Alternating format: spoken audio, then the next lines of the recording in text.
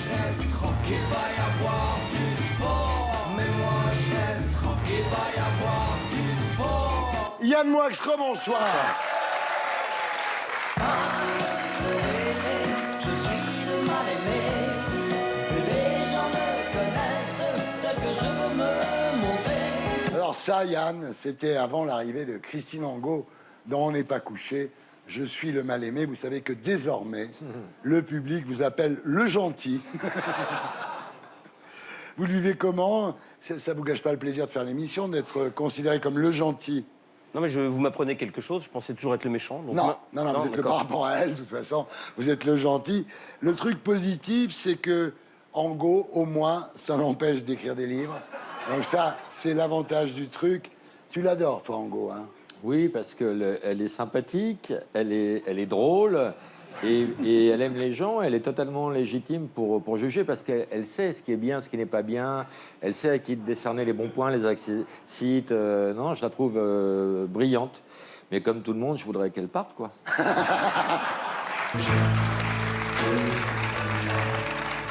crois que tu le sais et que tu le fais exprès. Laurent Ruquier a annoncé que vous quittiez l'émission à la fin de la saison. Alors, l'amour dure 3 ans, finalement. C'était... L'émission, elle dure 3 ans, oui. Ouais. Personne... Si, au début, je crois... Gilles Zemmour, 5 ans, mais Nolo, 4 ans. maintenant, c'est 3 ans. 3 ans. C'est très bien. Biographe, ça a été 1 an, elle. Ça fait seconde, première, terminale. Ça va... Ouais, Après, ouais. ça fait redoublant. Tu veux dire qu'on va se taper en go encore 2 ans? Ça, j'en sais rien.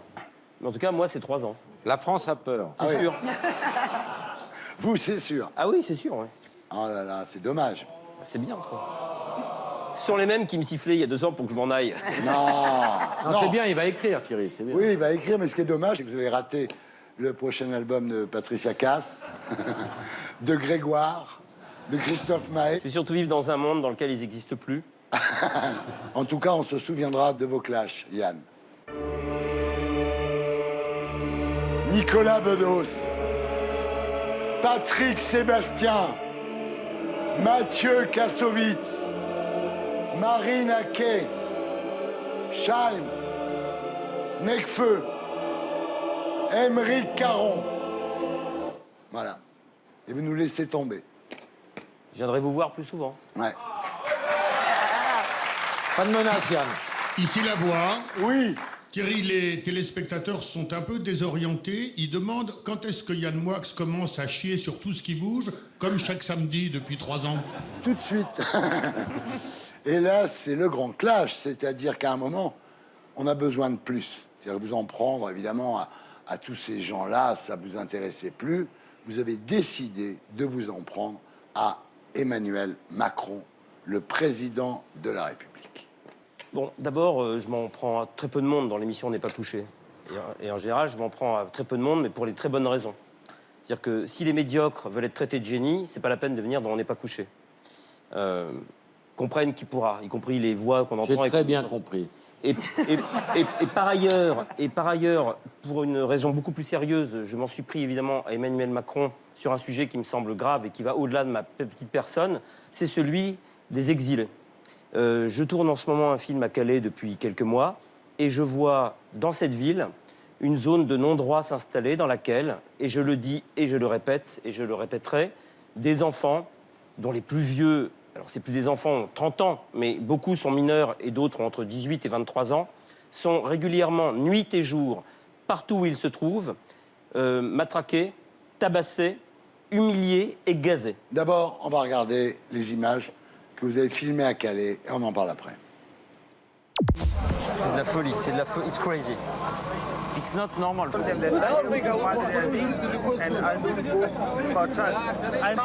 I want you to explain exactly what the police did. Wow. Oh no, no way. It's crazy. When they come in, they see anything, they put a spray in the water and the food. They don't care about anything.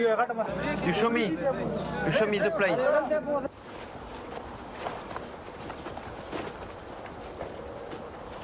That's my sleeping room. Come here. Sleep here? Yeah, sleeping here. I don't know is water come. Yes, People yes. sleeping here. People sleeping here. Bonjour, bonjour. This now is blank. Bonjour, bonjour. Yeah. Bonjour, bonjour. No Afternoon. sleeping here. This human no place. This animal place. I It's live not here. a place for you human being here. Human being here. For animals.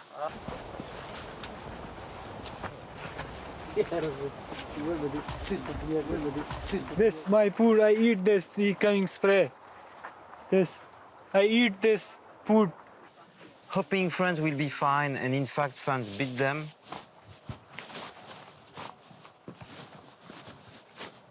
So tonight you will sleep here one more time?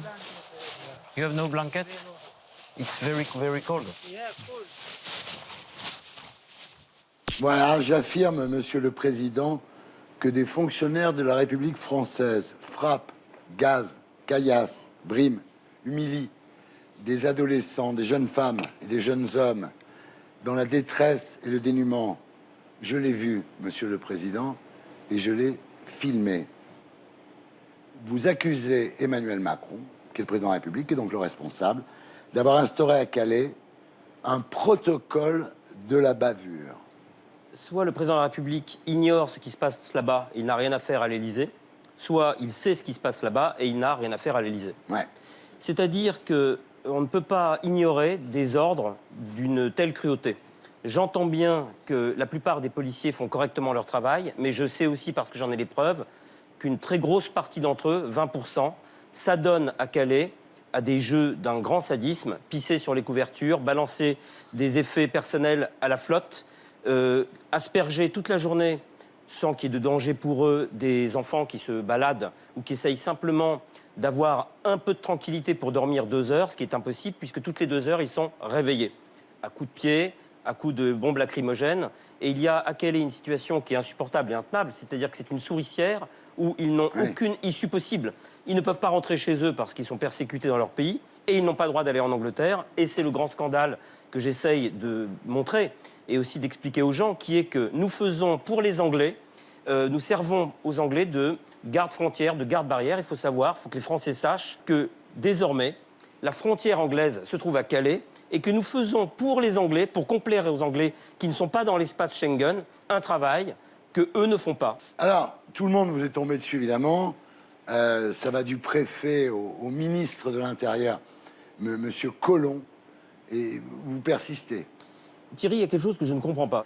C'est que ça leur aurait pris 15 minutes pour me recevoir, tranquillement et gentiment, et dire voilà, qu'est-ce que vous avez vu, qu'est-ce qui ne va pas, qu'est-ce que vous pensez qu'on peut faire. Ils ont peut-être peur que tu viennes avec la folle. Hein. Plutôt que cela, ils décident de s'attaquer à mes propos en me traitant de mythomane, d'affabulateur, alors que des centaines et des centaines d'associations de bénévoles disent exactement à la virgule près la même chose que moi. Le défenseur des droits, qui fait partie de l'État, dit la même chose que moi.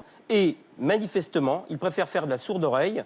Et j'annonce ici aujourd'hui que parce que M. Collomb m'a mis en cause... Oui, Collomb, pardon, il faut dire à nos amis téléspectateurs, Collomb dit que les images que vous montrez n'ont pas été tournées... Alors, il m'accuse d'avoir bidouillé des images, d'avoir antidaté des passages de mon film et d'avoir filmé des choses en 2015 ou 2016, notamment du démantèlement de la jungle de Calais, en les appliquant à aujourd'hui. Alors, d'abord, je rétorquerai à M. Collomb qu'aujourd'hui, tous ceux qui ont une petite caméra amateur le savent, toutes les cartes mémoire sont datées.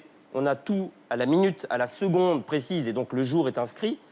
Tout est inscrit. Et donc, j'annonce ici ce soir que je vais attaquer le ministre de l'Intérieur pour diffamation. Attendez. En propos, comme je ne suis pas avocat, je ne peux pas vous dire s'il y a diffamation, mais pour des propos qui me semblent diffamatoires. Car lorsqu'on est un responsable politique de haut rang, et quand on est à son poste, on ne peut pas, si vous voulez, faire passer pour de la mythomanie ce qui n'est que du témoignage. Et plus on lui apporte d'images, moins il se rend compte de la gravité de la situation, moins il nous fait croire qu'il n'y est pour rien, et plus il nous accuse de mentir.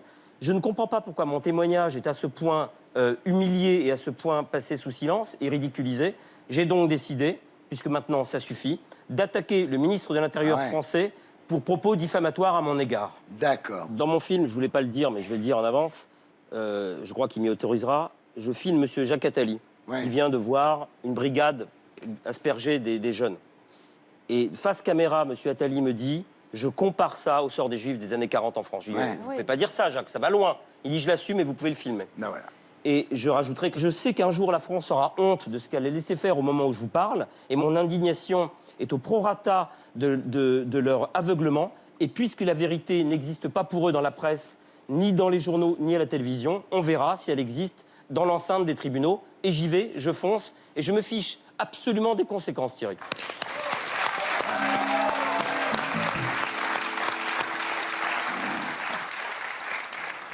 Au-delà de ça, au-delà de cette situation que vous décrivez dans votre film, Gilles William Goldnadel vous traite d'idiot utile de la cause migratoire. Est-ce que les artistes n'en font pas trop concernant les exilés? Non, il faut bien savoir une chose. D'abord, qu'est-ce qu'on appelle un exilé? Un exilé, contrairement à un migrant, parce que je n'aime pas le mot de migrant, la migration, c'est quoi? La migration, c'est que vous voulez aller habiter ailleurs.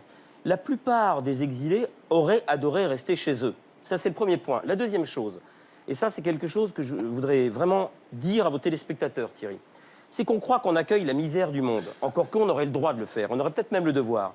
Mais les migrants qu'on accueille, les exilés, sont l'élite de chez eux. Plus on donne d'argent aux dictateurs et aux satrapes pour qu'ils fassent de la rétention d'êtres humains chez eux, plus on développe les pays en question, et plus ce développement aide à être au courant de ce qui se passe en Europe.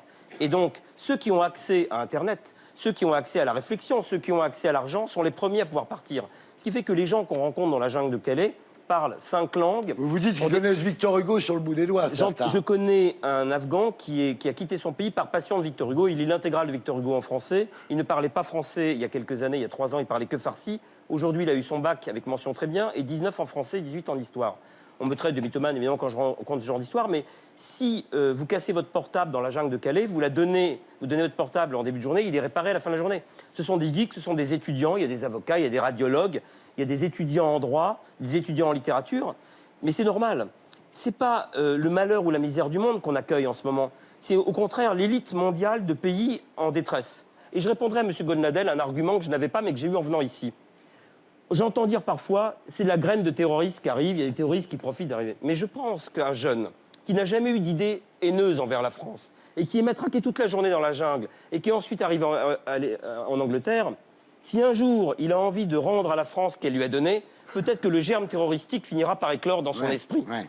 Alors, la question, c'est toujours, est-ce qu'il ne faut pas se méfier des bons sentiments? Parce que moi, je me souviens, dans les années 50, 60, les gens comme vous, les artistes, les intellectuels, étaient quand même les compagnons de route de l'URSS. On se souvient de Yves Montand et de Simone Signoret qui revenaient du RSS en nous expliquant que c'était formidable, que Brejnev, que tout ça, Ils ont fait leur mea culpa après. Oui, ils l'ont fait, mais à l'époque Très tard. où ils le T'entends bien. disaient, si tu avais le malheur de dire Oui, le non, ça a contraire, duré 20 ans. tu passais pour un énorme facho. J'entends bien, mais vous voyez quelle est la grande différence. On passe d'un monde qui était celui du XXe siècle, qui était un monde de l'idéologie, Oui. où des régimes étaient des régimes iniques et institutionnalisés. L'URSS est l'institution d'une idéologie, comme le nazisme était l'institution d'une idéologie. L'URSS, c'était faire un monde nouveau. Et puis, il défendait les dirigeants, c'est quand même la grande Ouais. différence. Alors que Et donc- là, il s'agit de défendre non pas les dirigeants, bien au contraire, mais c'est les ressortissants. que les Là, c'est citoyens. les gens, Donc, c'est pas les voilà. dirigeants, c'est vrai. Ces gens qui n'ont strictement rien à voir les uns avec les autres, si ce n'est qu'ils sont dans une situation d'exil. Je ne fais pas partie de ceux qui pensent que l'abolition des frontières est une bonne chose. Je ne suis pas dans une sorte de béatitude. D'angélisme. Mais pas du tout. Je dis simplement une chose à mon petit et minuscule et infinitésimal niveau, qui est que chaque enfant qui reçoit un coup de matraque de la part de la République Oui, française on peut être que sur le sol d'accord. de la nation est en fait la victime d'un pouvoir. Et ce pouvoir aujourd'hui est en place. Et je ne demande rien d'autre, parce que je n'ai pas de politique, que la cessation immédiate des coups de matraque, des hématomes et des pulvérisations de gaz lacrymogène sur le visage d'innocents inoffensifs qui n'ont fait que partir d'un pays où ils étaient torturés et massacrés. Ouais. Il y a quelque chose, enfin, une dernière chose que je voudrais dire, c'est que des enfants qui ont vécu les tortures en Libye, des enfants qui ont vécu les naufrages en Méditerranée et qui ont réussi à tromper la vigilance des CRS les plus extrêmement roués et les plus extrêmement hostiles à leur présence, réussissent des concours qui sont plus difficiles que les mines ou Ah oui, c'est polytechniques. les plus malins qui Mais oui, arrivent, oui, c'est Jacques sûr. Attali me disait en allant à Calais, c'est plus difficile d'être là que d'avoir réussi Polytechnique. Oui, c'est sûr. Donc cette richesse, cette intelligence dont Oui, ils ont fait c'est les- montre c'est les pour plus venir jusqu'ici. intelligents, bien Ils sûr. sont plus intelligents que les majors de centrales actuelles. Je veux chanter pour ceux qui sont loin de d'abord, il y a Dehors, une lettre ouverte au président de la République qui sortira le 1er juin chez Grasset. Et ensuite, il y a un film, le 6 juin, sur Arte. Je veux chanter pour ceux